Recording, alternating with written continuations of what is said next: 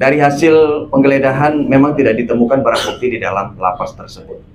Dari hal ini saya sampaikan bahwa selama ini hubungan kita, kerjasama kita dengan lapas berjalan dengan baik. Mereka juga membantu kita dalam hal mengungkap kasus-kasus peredaran narkoba yang kemungkinan dikendalikan yang berada di dalam lapas. Terkait upaya penegakan hukum di bidang narkotika, yang dimana dapat kami jelaskan kepada seluruh teman-teman yang hadir pada siang hari ini bahwa di tanggal 29 April tahun 2025 Sat Narkoba mendapatkan informasi dari informan bahwa ada terjadi transaksi narkoba ya atas nama RT alias Caki yang melakukan perdagangan narkotika jenis sabu. Berdasarkan informasi tersebut, ditindaklanjuti Kasat Narkoba bersama tim mencari dan menemukan saudara RT alias Caki ya, yang berada di kompleks Kombes ya, Maisa, di mana dilakukan penggeledahan. Namun pada saat penggeledahan di rumahnya tidak ditemukan adanya barang bukti jenis sabu. Tapi dari hasil keterangan yang kita dapatkan dari handphonenya, di situ ada beberapa transaksi narkoba. Nah, setelah itu dilakukan pengembangan mengarah ke seorang atas nama RA alias Emon ya, di esok harinya ya, mengarah ke arah Emon ini dilakukan penggeledahan dan tidak ditemukan juga barang bukti di rumahnya. Namun dari hasil pengungkapan, jadi handphonenya kita buka, ternyata di situ ada namanya tersebut transaksi ya, menyebutkan atas nama Ambi ya, di mana Ambi ini adalah seorang napi yang saat ini sedang berada di lapas ya. Kemudian dari hasil informasi yang kita dapatkan dari handphone tersebut, disebutkanlah atas sebuah nama atas nama RP alias Ika, perempuan ya, alamatnya di Pateten 2 ya. Jadi tiga tersangka ini semuanya berasal dari Bitung. Nah, dari hasil pengembangan tersebut dilakukan penggeledahan di rumah Rizka alias RP alias Rizka, di mana ditemukan barang bukti jenis sabu sebanyak 44 paket. Nah, dapat kita lihat ini 44 paket. Di sini ada 44 paket dan ditemukan juga ada handphone, ada bong, alat untuk menghisap sabu ya, yang dimana barang ini disimpan di dalam rumahnya, di dalam sebuah dompet. Nah, dari hasil pengembangan jadi dapat ditarik garis benangnya bahwa semua yang mengendalikan peredaran narkoba, yaitu saudara Ambi yang berada di dalam sel, di mana saudari Rizka adalah orang yang memegang barang. Sedangkan peran dari Emon dan Caki, mereka adalah kurir. Jadi ketika ada orang yang memesan barang kepada Ambi di lapas, kemudian Ambi menghubungi saudari Rizka.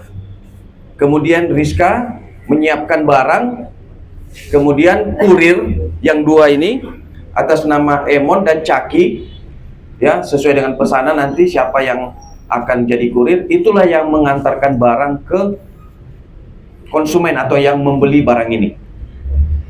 Nah, ini bagaimana barang ini kenapa bisa ada di tangannya Rizka, sedangkan pengendalinya adalah Ambi yang berada di lapas. Jadi sesuai dari hasil pengembangan, sebelum penangkapan di tanggal 30, jadi sekira tanggal 22 ya, tanggal 22, jadi saudara Ambi ini sakit. Jadi dia minta berobat ke sebuah rumah sakit.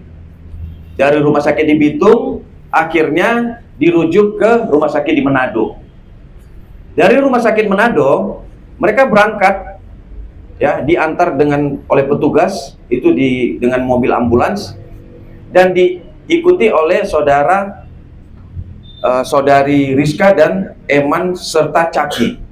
Mereka ikut mendampingi ketika berobat di rumah sakit di Manado. Kemudian setelah itu mereka kembali ke rumah Rizka. Nah, setelah diantar, si Ambi diantar kembali ke lapas. Nah, pada saat setelah di lapas, si Ambi menyampaikan bahwa itu di tas ada jaket, di dalam jaket itu ada tas, dompet ya, dompet kecil, di situ ada barang. Jadi setiap nanti ada orang yang akan memesan, Anda menyiapkan paketnya ini dan menyerahkan kepada kurir Emon dan Caki. Nah, dari hasil interogasi, dari data yang kita dapatkan, sebenarnya barangnya bukan hanya 44, tetapi sebelumnya ini sekitar 80 paket. Artinya bahwa ketika tanggal 22 diserahkan sampai di tanggal 29, ya, itu barang banyak yang beli dan juga dipakai oleh mereka juga dalam hal ini. Nah, terkait kasus yang kita ungkap ini lumayan banyak ya, walaupun ya ukuran Bitung lumayan banyak lah ya. Mudah-mudahan Kasat Narkoba bisa mengembangkan lagi. Jadi barang bukti ini informasinya berasal dari Kalimantan, ya, berasal dari Kalimantan, namun tidak bisa dijelaskan secara terperinci oleh Rizka karena yang tahu adalah saudara Ambi.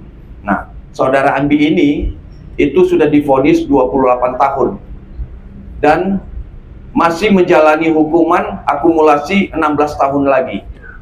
Nah, masih lama. Ditambah lagi nanti dia disikat lagi nanti nih Pak Kasat, ya, diproses juga pidananya dia, ya, saudara Ambi ini biar lama di dalam penjara tersebut. Nah, dapat kita lihat bersama, ini adalah barang bukti.